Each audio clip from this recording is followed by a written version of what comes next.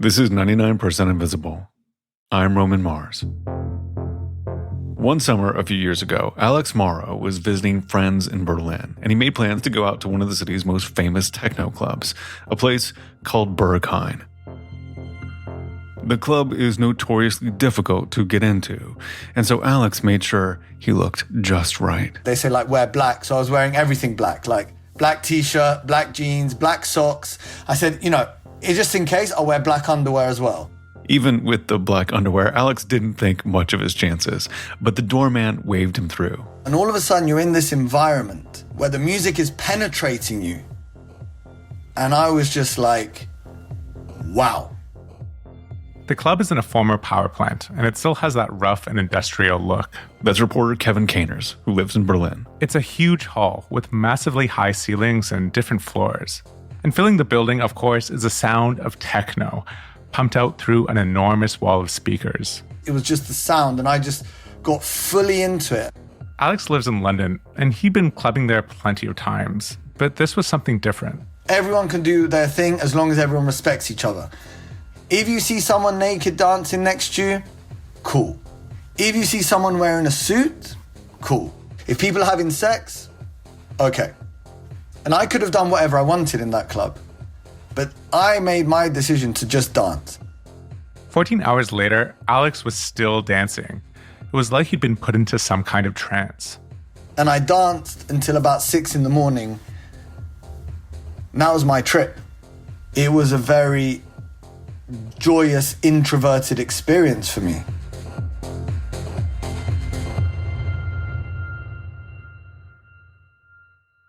Now Alex tries to come back to Berlin every year, in large part to visit the clubs. And there are millions of people like him. Berlin has become a destination for techno fans from all over the world. And this music scene that the city is most famous for, it developed because of the thing the city is most infamous for, the Berlin Wall, that divided the city into East and West for almost 30 years. Germany was divided at the end of World War II, and so was the city of Berlin. East Berlin was socialist and controlled by the Soviet Union.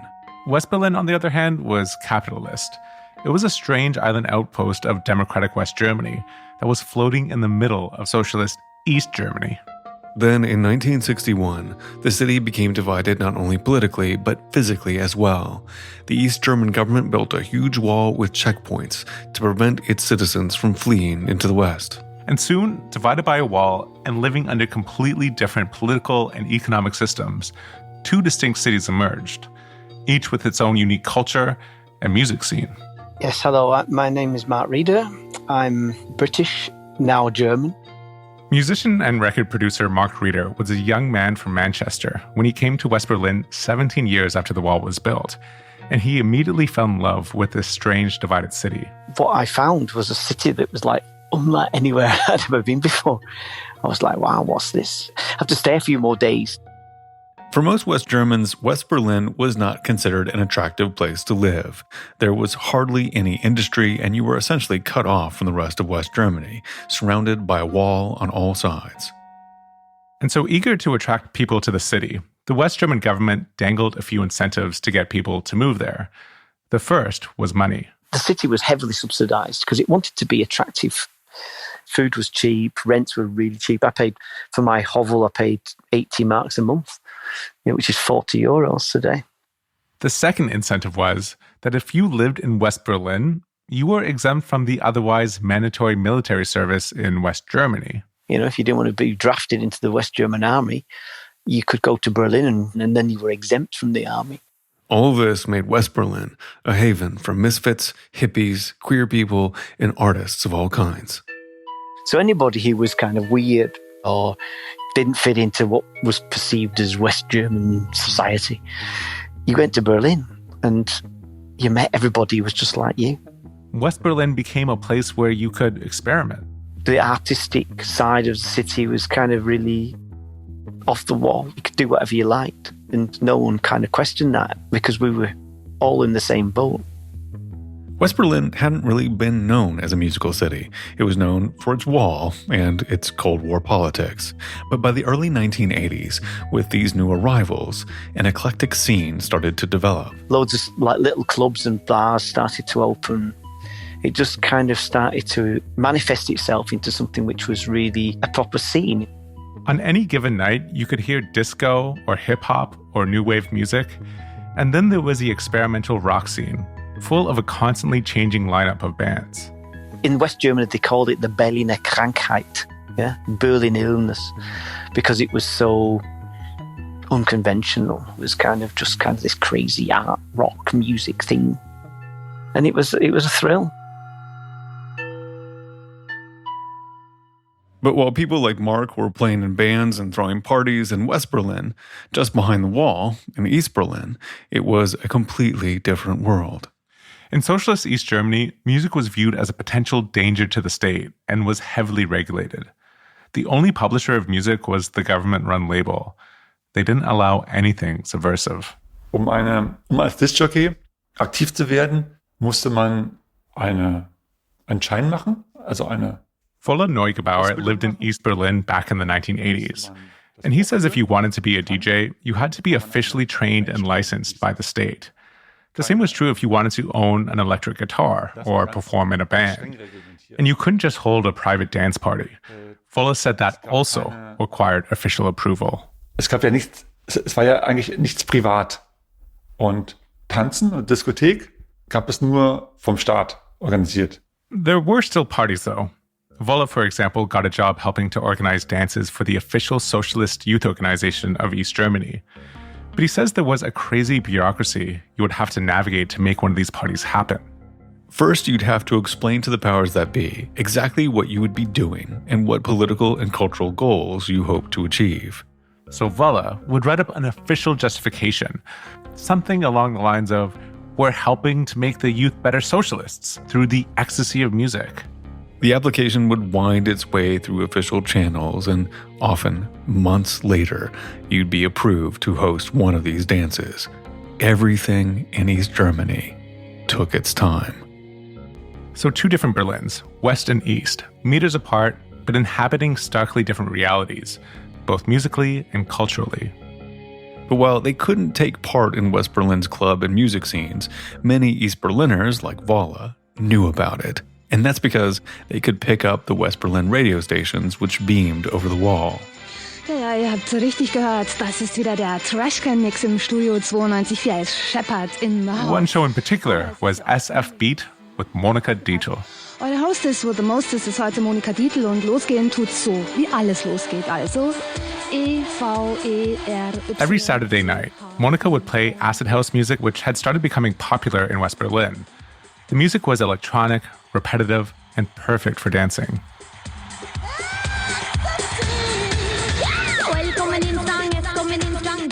And during these shows, Monika would often say where this music was being DJ'd live. She'd say, come tonight to the UFO Club if you want to party. And all these kids in the East, they were thinking, that there's a massive techno scene happening in West Berlin. And imagine this kind of like club thing that happened. They had no idea what a club thing was because they just heard the music.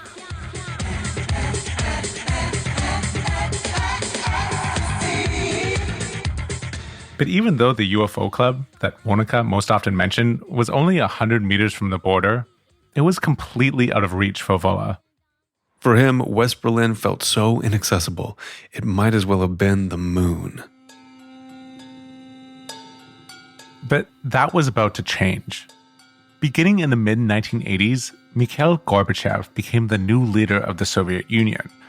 Gorbachev favored an approach called glasnost, the Russian word for openness. He was much less authoritarian than earlier leaders, and he started allowing for more transparency and dissent. The main achievement of Gorbachev's policies was that in the space of a year or two, he made the fear disappear, as if by magic. People had lost their fear of speaking and acting freely. At first, the ruling East German socialists didn't share Gorbachev's enthusiasm for openness, and they were in no rush to follow his example. But as the 80s dragged on, the East German government was being put under more and more pressure by its own citizens to make similar changes. Man wurde auch mutiger und hat auch sich getraut, etwas zu sagen. Wolle says people were becoming braver and more willing to speak out. By the fall of 1989, there were increasingly large public demonstrations taking place, something that until recently would have been unthinkable. Man hatte das Gefühl, man könne jetzt etwas verändern. And Wolle says there was a growing sense among citizens that they might be able to actually change things. But when the Berlin Wall fell in November 1989, Wolle says it still came as a complete and utter shock. Diese Maueröffnung, die war aber trotzdem überhaupt nicht in der Vorstellung. He says he can still remember the night very clearly. He and his girlfriend had been out at a party when they decided to call it a night. When they got home, he turned on the TV and they saw the news. Hier ist das erste deutsche Fernsehen mit den Tagesthemen. Das Brandenburger Tor heute Abend als Symbol für die Teilung Berlins hat es ausgedient. Ebenso die Mauer, die seit 28... What they learned is that the East German border guards, overwhelmed by huge crowds that had gathered at the border crossings, were simply letting people through to West Berlin. Suddenly, there were no more controls. And although it wasn't clear what exactly was happening, Wolle's feeling was, finally, we can visit the moon. Finally, we can see for ourselves all the things we've only heard about. He said to his girlfriend, Lass uns in den Westen fahren. Let's go to the West. So they went to the border, and with thousands of others, they crossed over into West Berlin. Ja, das war ein bewegender Moment. They bought a bottle of champagne from a gas station and went to look for a friend they knew on the western side. In the days and weeks that followed, everyone was euphoric and parties started happening everywhere. Right at the very beginning, right after the fall of the wall, the first thing that people wanted to do was go out clubbing. They wanted to visit the clubs they'd heard so much about on the radio. Wolle was filled with an enormous sense of freedom and possibility. He says suddenly everything that had been so strictly regulated, including music, was now open. Die alten Regeln galten nicht mehr. Und auch wenn das alles, was reglementiert war, war auf einmal offen. For the first time, these kids in the East had the opportunity to choose what kind of music they wanted to listen to.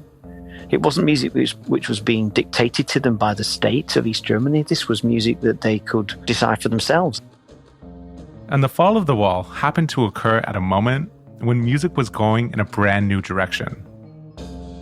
The acid house scene of Berlin was quickly moving towards what's known as techno, a darker, more propulsive style of music created by black electronic musicians in Detroit. The harder Detroit sound had a huge influence on European musicians, especially the Germans. And a few weeks after the wall fell, Wolle heard these new harder sounds at a small party at the UFO Club. Sondern diese Musik war rein elektronisch, kalt, hart. As he remembers, this music was hard, driving, and psychedelic. Und unglaublich treibend und psychedelisch. And he knew right away. Ich wusste in dem Moment, das ist meine Musik. This is my music. The whole political system had just crumbled. The future felt unwritten, and this new techno music fit that sense of newness perfectly. But these techno parties were still relatively small. UFO, the main West Berlin basement club where this new music was being played, was tiny. It couldn't hold more than 100 people at a time. Wolle wanted to organize something bigger. Freed from the restrictions of the East German state, he wanted to throw huge parties with fog machines and strobe lights and with techno music that would play all night. He called these parties techno-tea parties. And as anyone who was there will tell you, it was on the dance floor that East and West really came together. The unification of Germany happened on the dance floor. It didn't happen in politics until much later. Everybody was on the dance floor together, and it didn't matter where you came from, whether you were from the East or the West, how much money you earned, what kind of job you had. It didn't matter. Everyone was dancing on the same drug to the same music, on the same plane mentally, and everybody loved each other. And we were all unified, in that way. For me personally, I think techno is definitely the sound of the Berlin Wall coming down. It's definitely the reunification soundtrack. But as the scene exploded, party organizers faced a problem. They needed bigger and bigger venues to accommodate the growing crowds.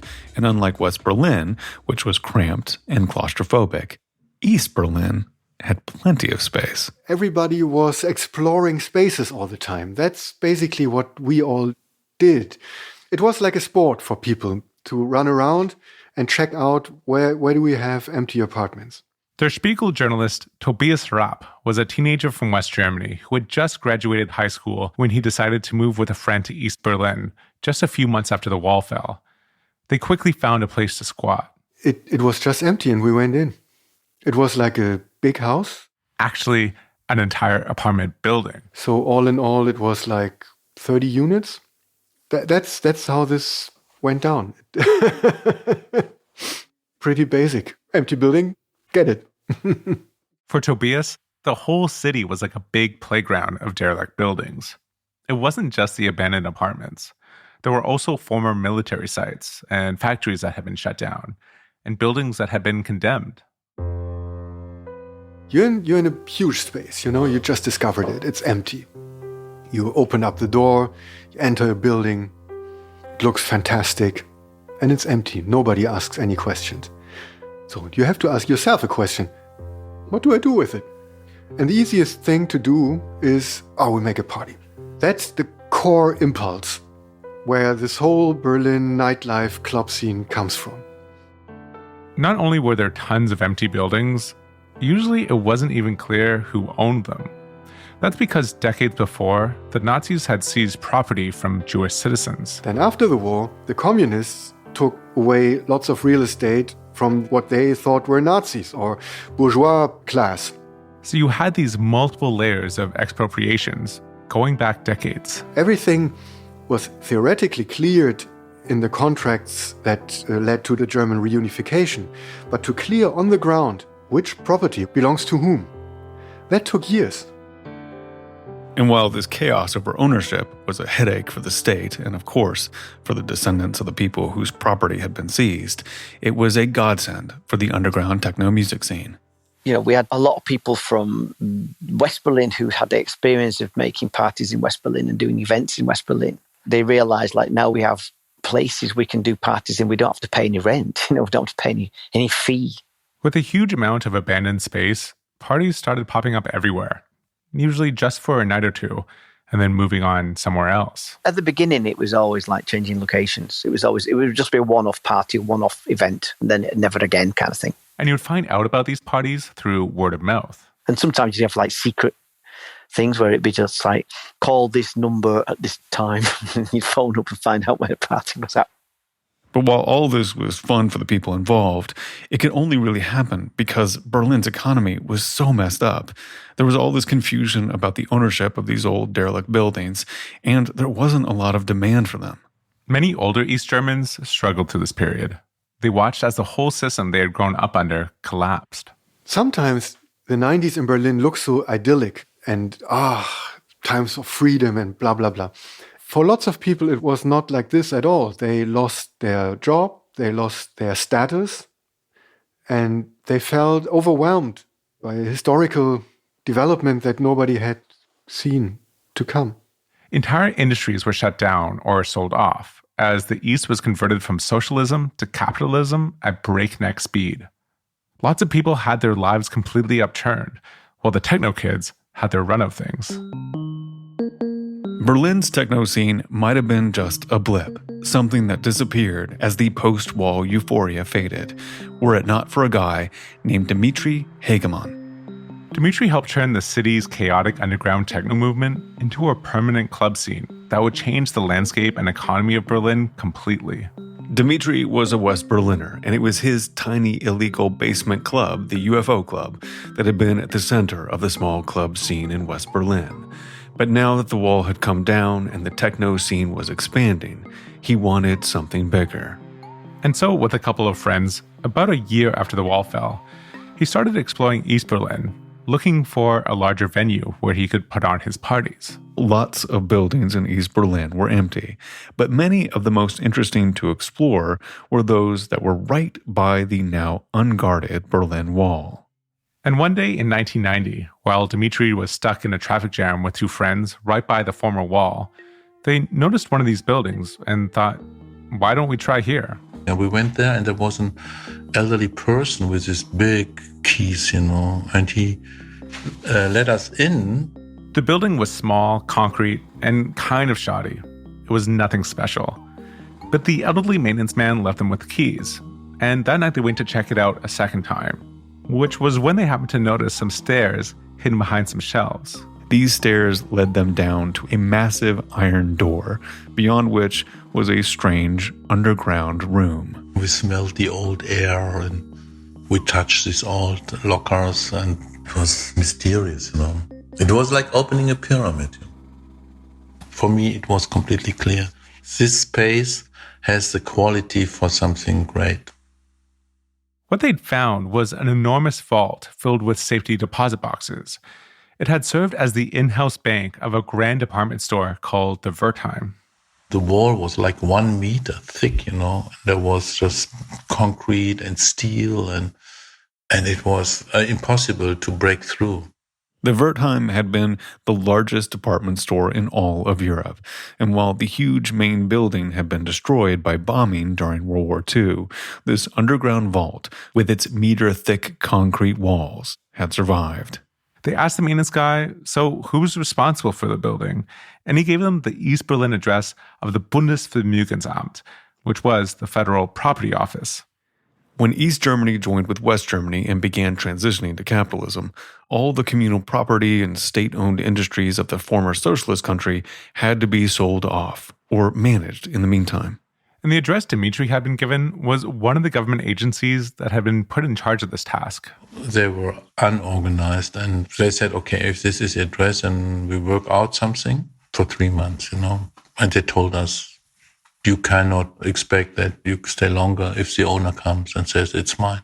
But even armed with a 3-month lease, Dmitry was ecstatic. I was so happy, that I could find in the heart of Berlin this space. They spent the next few months cleaning it up. And in March 1991, they opened up a club. They called it Tresor, the German word for vault. Now you didn't have to call a secret number to find a techno party. On a Saturday night, you knew exactly where to go. The scene was evolving from fleeting parties in scattered places to something bigger and more established. Large, unusual spaces like Tresor were starting to take hold. Tresor quickly became known for its hard Detroit-inspired techno parties that would go all weekend. With the fog machines and strobe lights and loud beats, people seemed to forget time and space. Tresor didn't just help popularize this new, harder version of Detroit's techno sound. It also helped build a real connection between the Berlin and Detroit techno scenes. Dmitry started the Tresor label and began releasing the work of many of these Detroit musicians throughout Europe. For many visitors like Tobias, going to Tresor for the first time was like a revelation. I thought, okay, this is our zero. Everything that I used to believe in musically is the past. And I'm right here, right now, in the present. This boom, boom, boom, that wipes away everything else. That was my feeling. Tresor's 3-month lease was extended for another 3 months, and then another. And meanwhile, a whole network of clubs began to develop nearby, in the empty buildings right by the former site of the Berlin Wall.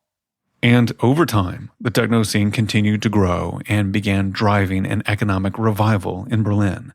Dmitry says people felt empowered to experiment and to use the city's empty spaces in creative ways. Nobody made big plans. We do something for the next 20 years or so. We just said, okay, for 1 week, that's great. For 1 month or just for 1 day, let's get together and have a good time. That was the beginning of many, many small startups, People began opening not only clubs, but bars and art galleries and all kinds of small businesses. And all of these new businesses could basically fly under the radar. There was so much else going on with the politics of reunifying the city that for the most part, no one was really checking to make sure anyone was paying taxes or getting the proper permits to put on events or serve alcohol. And that was the case for years. In many ways, Berlin hadn't had a stable identity since World War II. The city had been occupied, then divided, and never had much of an industry. Plus, the shadow of being the capital of Nazi Germany still lingered. But the new culture that started to grow up around the techno scene helped to change that. And as techno migrated from the underground to the mainstream, it began to draw people from all over the world. Word had gotten out. If you like techno and sweaty dance parties that last until dawn, you've got to check out Berlin. You hear that a friend of a friend of a friend of yours tells crazy stories about this crazy club he was to, and then you go and check out for yourself and you realize, it's really amazing. And the more crazy the stories are, the more power they tend to get. This was helped along by the fact that in the early 2000s, flights within the EU had gotten significantly cheaper. You didn't have to be rich anymore to visit just for a weekend. And while tourists used to come to Berlin for the historical monuments, where's the wall? Where's the Brandenburg Gate? Now they were coming for the clubs. Where can I go out? Where are the techno clubs? And over time, some of those travelers decided to stay. And with all the new energy, the nightlife became a real economic force. 2018 generated 1.4 billion euros. That is the only thing that we have in this city is the entertainment industry. And it wasn't just the direct impact of the club scene that was changing the city. There were lots of additional effects as well. Tech companies related to electronic music like SoundCloud, Ableton, and Native Instruments were founded in Berlin. Other tech companies, not always related to music, followed. And finally, after years of being famously economically challenged, Berlin was growing faster than the rest of Germany. And for Tobias, much of the credit goes to techno. I think the influence of techno music and the subcultural nightlife that comes along with it is much, much bigger than anybody imagines. Today, the techno scene is so important economically to the city that even the conservative Christian Democratic Party of Berlin talks about the need to support Berlin's club culture, despite all the drugs and hedonism that it involves. And just recently, the German federal parliament decided to reclassify nightclubs as cultural institutions, meaning they're granted the same legal status as museums and opera houses. This kind of mainstream recognition can sometimes be weird for the people who were involved with the scene back when it was just starting, when everything felt wild and subversive and completely new. Techno is 40 years old now, so it has grown up. The people who run the clubs now, they're professionals. They know exactly what they're doing. Most of them are really smart businessmen. They know who their audience is. They know that they're not planning just for today, but they're planning for their life, that it's a real career. Which is not how it was back in the 90s. Back then, Tobias said, you never really knew what was going to happen next. I'm sometimes nostalgic for the 90s because of the freedom and all the craziness and chaos, but I'm not nostalgic for the Germanness of the 90s. I find this international city that we have now way more attractive than this German city I had back then. And he's just waiting to see what this new international generation of Berliners comes up with. Berlin is a very inviting city, and techno is one of these tools that gives out an invitation to the world and says, hey, you can come here and you can be part of what this city is about to become.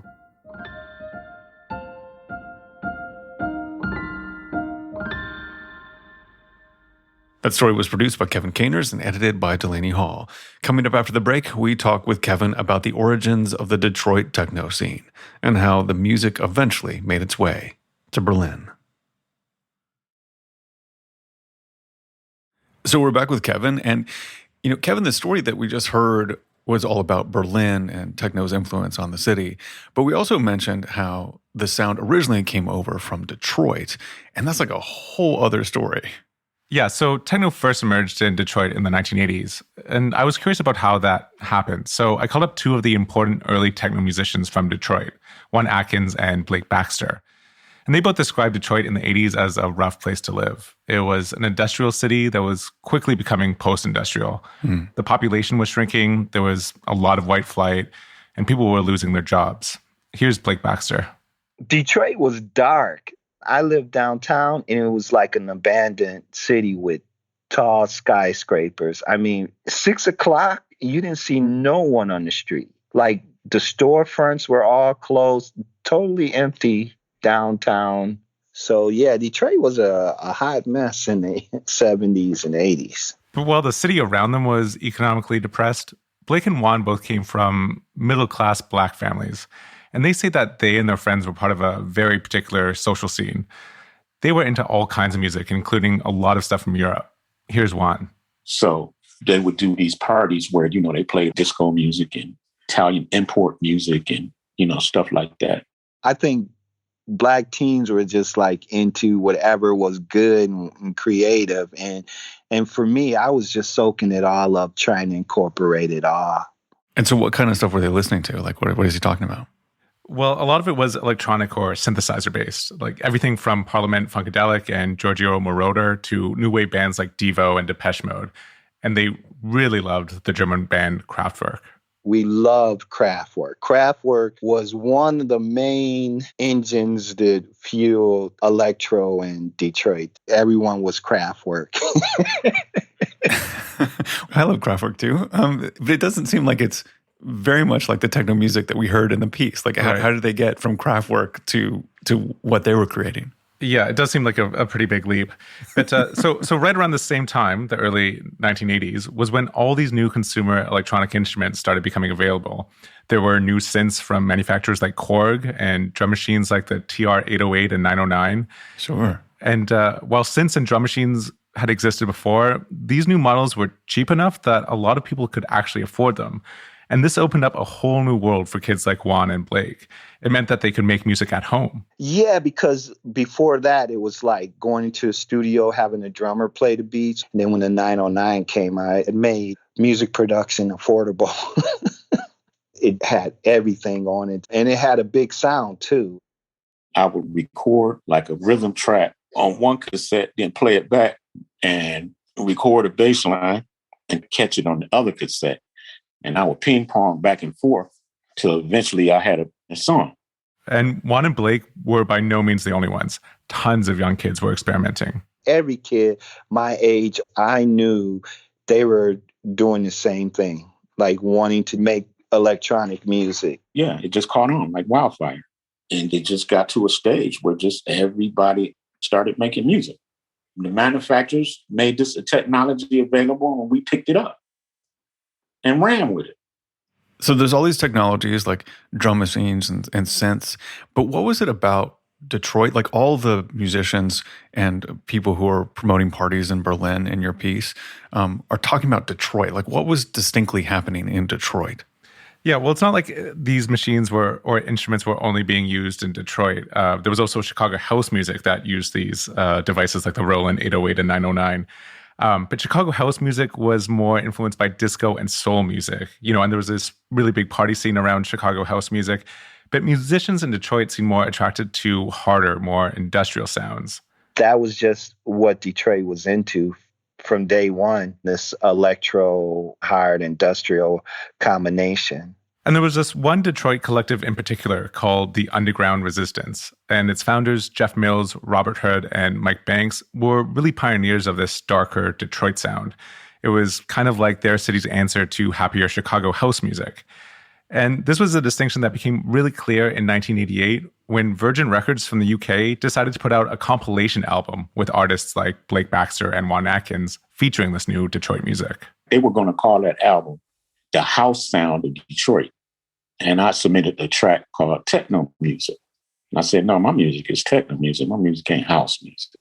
And so that submission made them change the album to The Techno Sound of Detroit. Wow. Like rarely do you get a moment where you're like, okay, we're going to call everything techno from here on. You know what I mean? That's just great. Yeah, I mean, it's a bit unclear if it's like this moment, because in Germany, they also use the word techno, but techno was more like Depeche Mode, or like, it wasn't like what we think today is techno. That's interesting. So techno, the new dance sound of Detroit, came out and helped solidify techno as this unique genre. And is that album how the music made its way over to Europe and Berlin? Well, it certainly helped. But maybe more importantly for Berlin was the fact that there was a record store owner here named Mark Ernestus. And Mark had a really big hand in getting many of these Detroit records over to Berlin and noticed by the DJs here. And so the music comes over, and you also mentioned the piece that musicians eventually came over too. Like, how did that all happen? Yeah, so March 1991, Trésor opens and quickly becomes known for its love of hard Detroit techno. And already within the first few months of the club's existence, its owner, Dimitri Hageman, this is the guy that we met in the main story, he invited many of these pioneering Detroit techno artists over to come to Berlin and play at Trésor. Juan came, Underground Resistance came, and Blake came. Berlin was messed up. I mean, it looked like right after the war because the buildings were tore up, the wall was still partially up. But I really loved the look because I came from Detroit. So I always saw beauty and decay, and just looking at how Berlin was, it was amazing. And so did they say what it was like playing their music like across the ocean in this completely different context? Yeah, so it was definitely somewhat strange for them. When they played at Trésor, it was mostly, if not all white crowd at Trésor. Whereas in Detroit, the parties we played in Detroit was all black kids. But they say it was also exciting to see the enthusiasm that this other culture had for their music. It was so many more people into what we were into, and we were like shocked to see that. And then how they partied in these old, dirty spaces, finding old bunkers, old basements, and, these loud sound systems. We were doing that in Detroit, but they took it up to a great insane level. Yeah, it was like Detroit on steroids. I really loved it. And at least for Blake, he found this kinship between the vibe of Berliners and Detroiters. It seemed like people in Berlin, they were on the same wavelength. Detroit wasn't into formulated sounds. It's like you get a keyboard, you mess it the hell up. You mess up the parameters, the frequencies, and you just find the most up sound you can, and you make it work. And the German people, they love experimentation. So it was a great match. And the crazier we got, the more they loved it. Oh, he's so good. I mean, obviously, as he mentioned, Detroit had gone through sort of this strange abandonment downtown in difficult times, and Berlin was going through this. I mean, is this what he attributes to why they were all on the same wavelength? Yeah, I think so. Because, Detroit had racism and job losses, while Berlin had the division and the war, both really kind of dark, difficult pasts. And Blake says that created a shared desire of the young people in both cities to kind of step out from those shadows.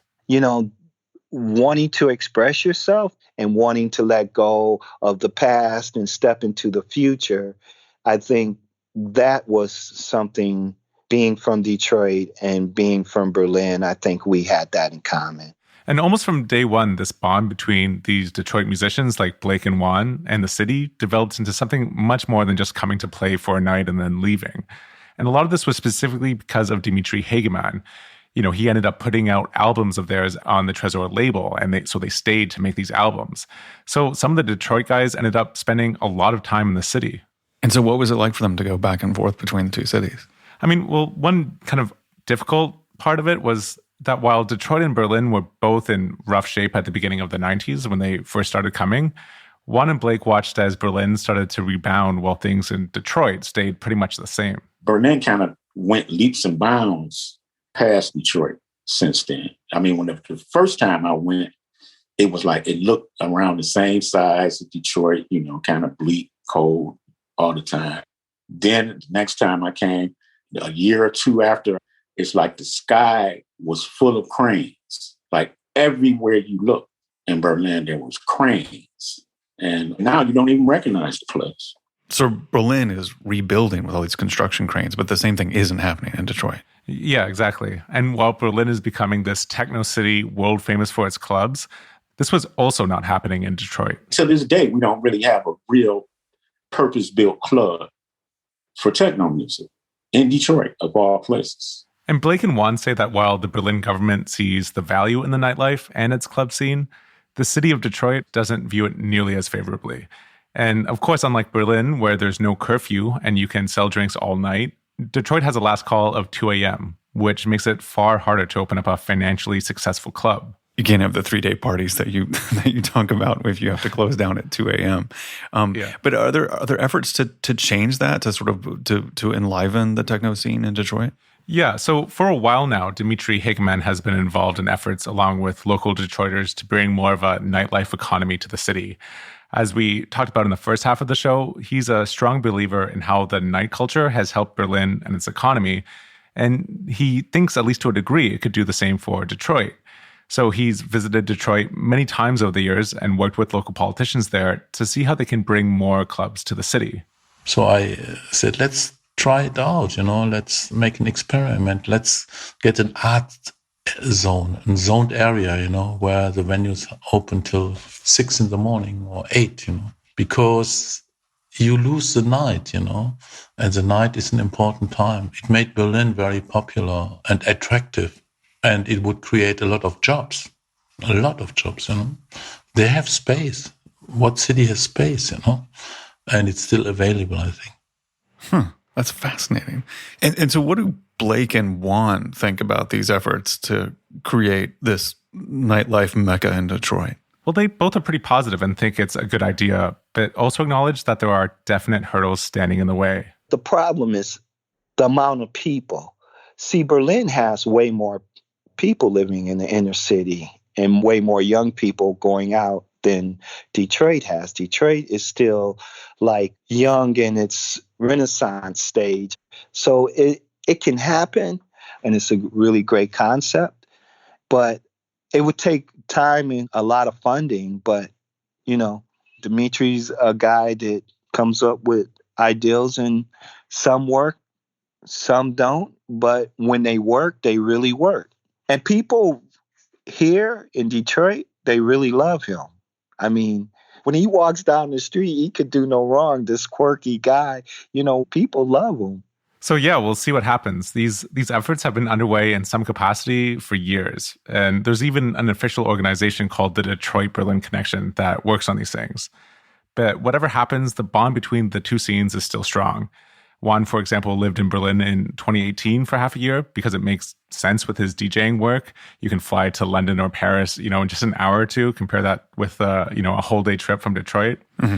And Blake regularly visits Berlin and, at least in non-corona times, DJs at Tresor several times a year. And actually, it turns out that he has a daughter with Dimitri's daughter. Wow, okay. So they are close. Yeah, so there's the real Berlin-Detroit connection for you. And however you look at it, the 30-year connection that techno forged between Berlin and Detroit is here to stay. Well, that is so cool. Well, thank you so much for bringing this other aspect of the story, Kevin. I really appreciate it. Yeah, it was my pleasure, Roman.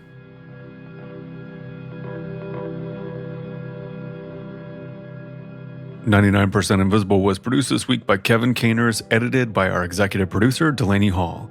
Music by our director of sound, Sean Real. Mixed by Bryson Barnes. Kurt Kolstad is the digital director. The rest of the team is Christopher Johnson, Lasha Madon, Vivian Lay, Joe Rosenberg, Katie Mingle, Emmett Fitzgerald, Chris Berube, Sophia Klatzker, and me, Roman Mars. We are a part of the Stitcher and SiriusXM podcast family, now headquartered 6 blocks north in the Pandora building in beautiful, uptown, Oakland, California. You can find the show and join discussions about the show on Facebook. You can tweet at me at Roman Mars and the show at 99pi.org. We're on Instagram and Reddit too. You can find other shows I love from Stitcher on our website, 99pi.org, including The Dream. Season 1 is a brilliant investigation of multi-level marketing. Season 2 takes on the wellness industry. Search for it wherever you're listening now or follow our link at 99pi.org.